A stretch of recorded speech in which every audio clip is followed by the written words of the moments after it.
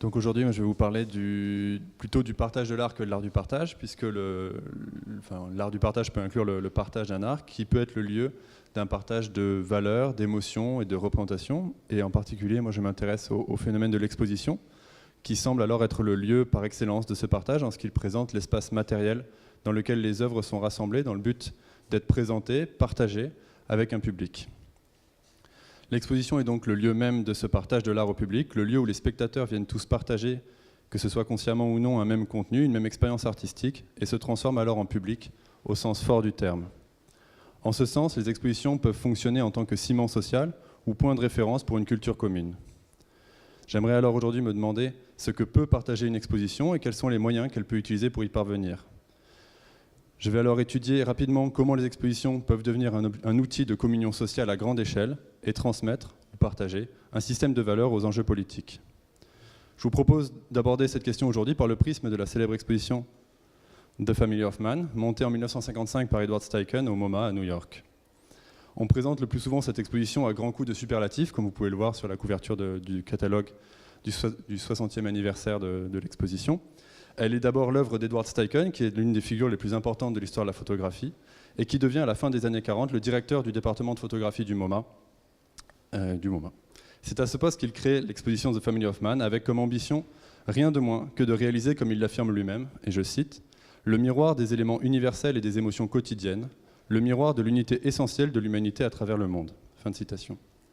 À cette fin, il entreprend donc d'ouvrir un appel à la participation et il rassemble les photographies du monde entier. Selon la légende, il doit même trier jusqu'à 2 millions d'images qu'il a reçues pour sélectionner les 500 meilleures qui seront les clichés finaux, issus de la production de 273 photographes issus de 68 pays différents.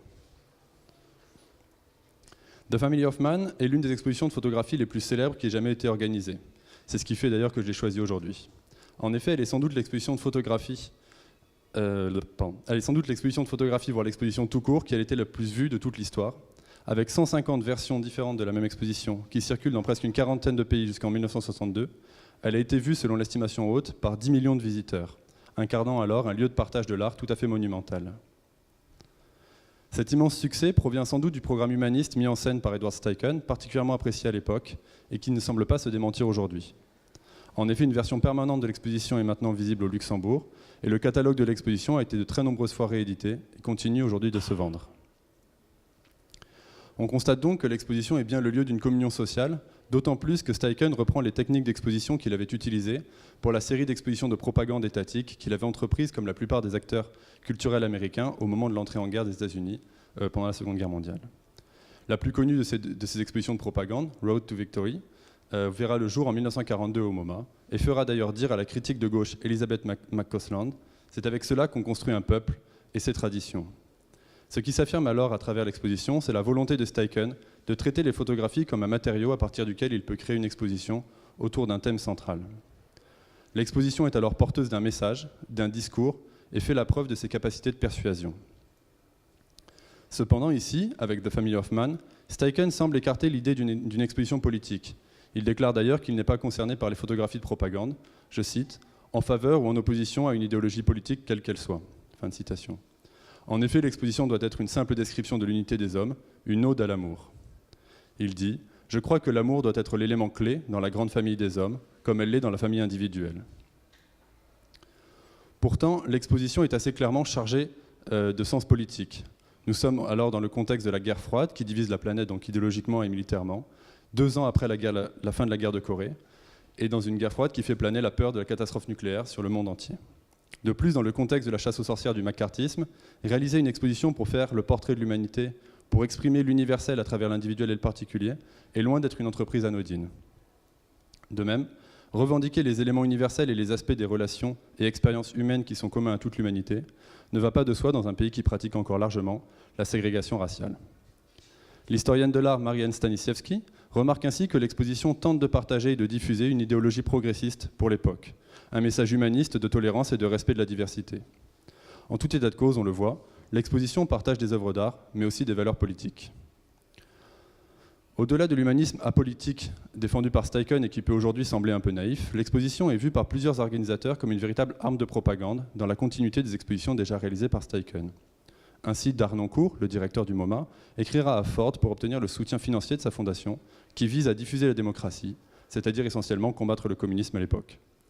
Il lui décrit l'exposition comme une démonstration du concept de base de société libre et affirme même que l'exposition pourra encourager d'autres pays à participer à notre lutte contre le contrôle de la pensée et l'État totalitaire.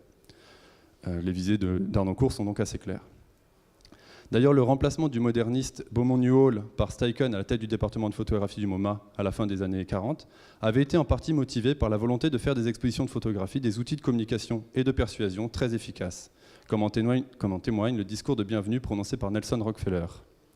Steichen rejoint le MoMA pour amener un public aussi large que possible, la photographie n'étant plus le thème, mais le médium à travers lequel de grandes choses et de grands moments sont graphiquement présentés. Cette vision de la photographie comme un médium de communication et de partage universel est cohérente avec la politique de diffusion de l'exposition The Family of Man, qui circulera, comme je l'ai dit, tout autour du monde pendant 7 ans et jusqu'à Moscou, où l'exposition connaît un grand succès.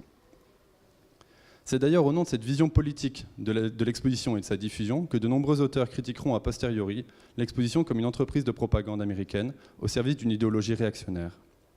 La plus célèbre de ces critiques est celle de Roland Barthes, qu'il écrit lors de la présentation de l'exposition à Paris sous le titre « La grande famille des hommes » et qu'il publie dans son ouvrage Mythologie.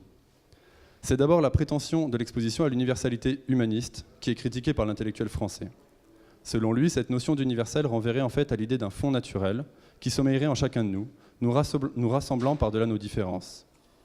Pour l'auteur, amener l'idée de nature humaine dans la réflexion ne peut aboutir qu'à supprimer le poids déterminant de l'histoire. Il dénonce alors vivement cette très vieille mystification qui consiste toujours à placer la nature au fond de l'histoire. Barthes s'inscrit ici dans une tradition marxiste de la contextualisation de l'état des forces de production dans le processus historique.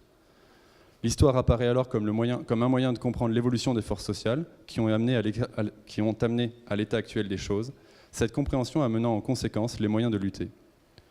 Naturaliser l'histoire revient alors à accepter un certain destin, évacuer la question du profit et des intérêts impliqués dans la situation actuelle, que l'analyse de l'histoire vient justement remettre au premier plan.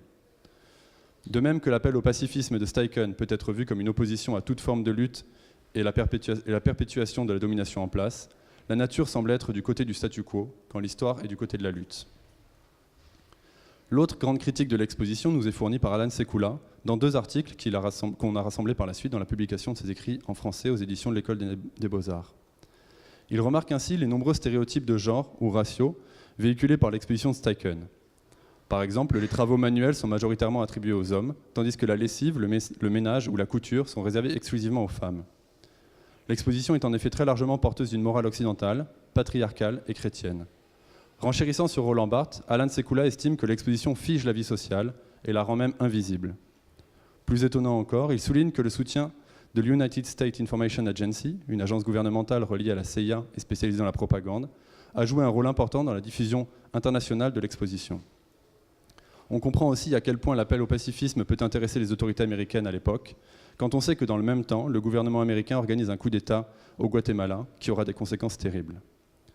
L'exposition prend alors un tour sinistre et Alan Sekula de rappeler le soutien, loin d'être désintéressé, des grandes firmes capitalistes, comme Coca-Cola, qui, comme vous le voyez dans l'image du bas, fait trôner un globe entouré de bouteilles de coca devant l'entrée de l'exposition en Afrique du Sud. Il serait trop long de développer ici tous les stéréotypes effectivement véhiculés par l'exposition qui semblent aujourd'hui malsains. Mais je voudrais simplement vous proposer la comparaison de 2 images, pour finir, parues dans Life et représentant un moment de partage dans 2 cultures différentes. Comme vous allez le voir, il est à peu près clair, à la comparaison de ces images, l'une d'Alfred Eisenstadt, prise en 1927 en Tchécoslovaquie, et l'autre de Nat Farman en 1947 au Bechuanaland, qui est aujourd'hui le Botswana, que l'exposition de Steichen implique un point de vue exotisant et très largement colonisateur. S'il n'est pas certain que les images aient été présentées côte à côte dans l'exposition, elles le sont dans le catalogue, et le thème et le motif commun ramènent explicitement un rapprochement entre les 2 modes de transmission par 2 peuples différents. Ce rapprochement participe d'un discours global de l'exposition et implique l'essentialisation raciste des individus. Les Occidentaux sont bien habillés et bien ordonnés quand les Africains sont nus, entassés par terre. Les Blancs sont calmes, lisent et écrivent, tandis que les Noirs communiquent oralement. Les Tchécoslovaques semblent ici écouter un cours en amphithéâtre et les Botswanais s'occupent à se raconter des histoires à faire peur ou à faire rire. Les images de Nat Farman ont d'ailleurs provoqué la colère de Theophilus Neokonko, qui les vandalisa pour dénoncer l'écart de représentation entre les Africains et les Occidentaux. On le voit, la mise en espace des œuvres d'art peut alors en décupler la capacité de communication Et ce partage de l'art devient alors éminemment politique, en ce qu'il diffuse dans l'espace public une représentation du monde qui est, comme j'ai essayé de le montrer, nécessairement engagée à de nombreux niveaux. Je vous remercie.